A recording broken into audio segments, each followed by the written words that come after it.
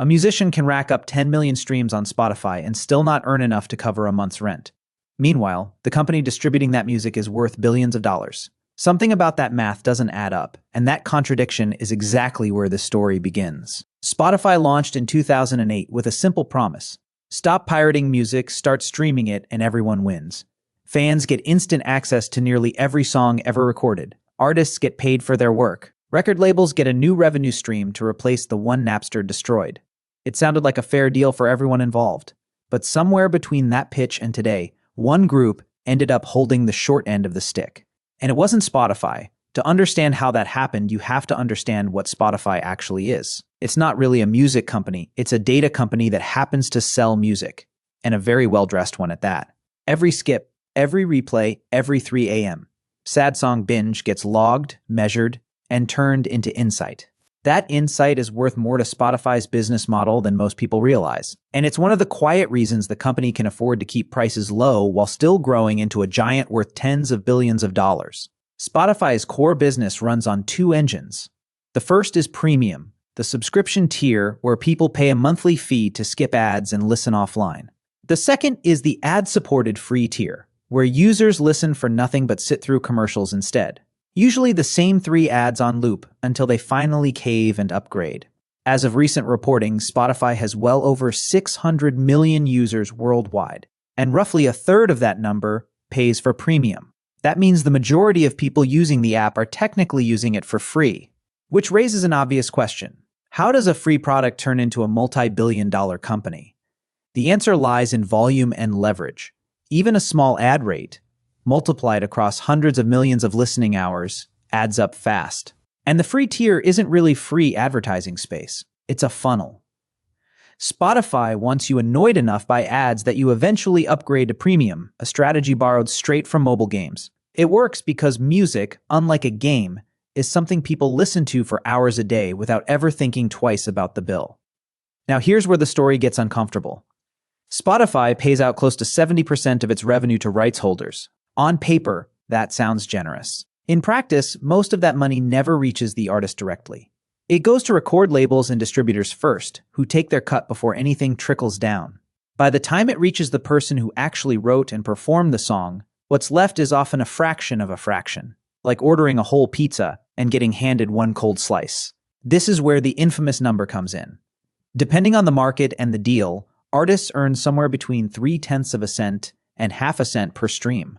Put simply, an independent artist needs roughly 250,000 streams just to clear $1,000. For most working musicians, that's not a monthly milestone. That's a career highlight, framed and hung on the wall. Compare that to what Spotify itself earns. The company reported annual revenue north of $13 billion in recent years, climbing toward $15 billion. It finally turned a real profit in 2024 after years of losses, largely by cutting costs, raising subscription prices, and trimming staff. So while individual songwriters are counting fractions of pennies, the platform hosting their work is out here posting billion-dollar profit margins. That gap is the entire controversy in a nutshell. But before you crown Spotify the villain of this story, it's worth asking who actually sets that per-stream rate. And the answer might surprise you. Spotify doesn't pay per stream at all, not officially. Instead, it pools all subscription and ad revenue together each month, then divides that pool based on an artist's share of total streams. This is called pro rata. Think of it less like a paycheck and more like a giant pizza that gets sliced differently every single month depending on who else showed up hungry. That system has a strange side effect. It means huge global superstars scoop up a disproportionate slice of that pool because streaming is a game of totals, not fairness. If Taylor Swift or Drake dominate a huge percentage of total streams in a given month, they're pulling revenue away from smaller artists competing for the same shrinking pot. This is part of why in 2023 Spotify announced it would stop paying royalties at all to tracks with under 1,000 annual streams, redirecting that money toward artists who actually generate meaningful listening. Spotify called it fixing a broken system. Independent musicians called it a pay cut wearing a nice suit. So who's really taking the biggest bite here? It's not always Spotify directly. Record labels negotiate massive upfront advances and equity stakes in Spotify itself. Deals struck back when the platform was desperate for catalog access.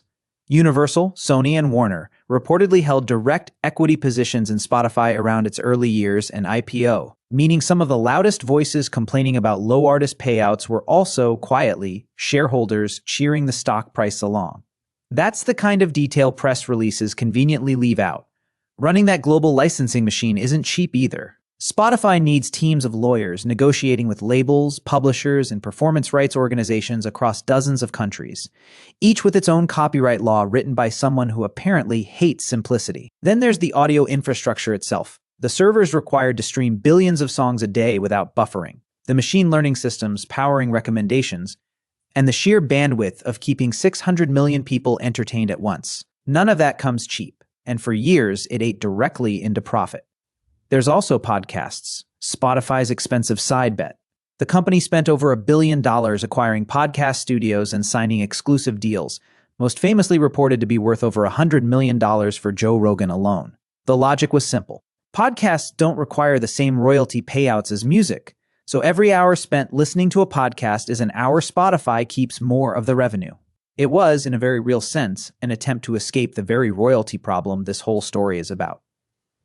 Which brings us to the psychology behind why this system persists at all. Listeners rarely think about where their $8 a month actually ends up. Music has been so devalued in the streaming era that most people would be shocked to learn a single stream is worth less than a fraction of what a jukebox quarter once bought, back when a jukebox was the most exciting thing in the room. Spotify didn't create that shift in perceived value, but it certainly benefits from consumers never questioning it. Convenience quietly buys silence. For artists, the trap is different. Staying off Spotify entirely means missing potential exposure to the platform where most global listening happens. It's the same dilemma every creator economy platform creates. From YouTube to TikTok. You need the reach, so you accept the terms, even when the terms don't exactly favor you.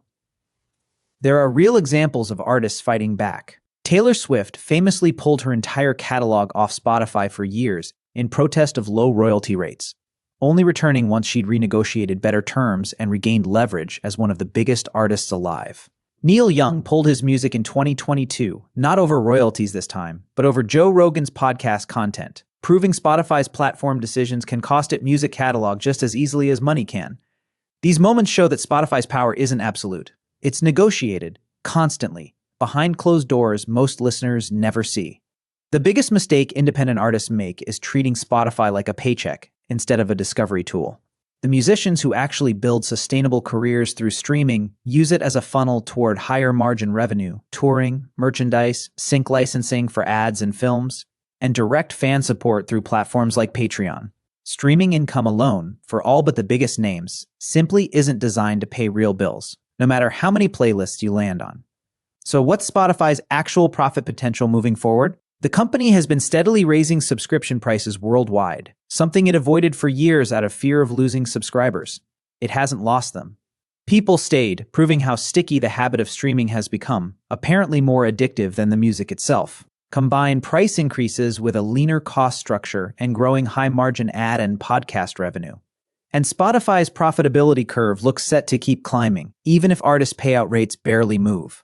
Which leaves us with the uncomfortable truth at the center of this entire story.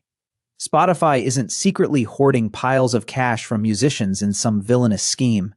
It's running a low-margin business built on an industry that was already broken before streaming existed. But that doesn't make the outcome any less brutal for the people actually creating the songs stuck in your head. The platform got rich by making music infinitely accessible. The people who made that music possible are still, penny by penny, waiting for their share to catch up.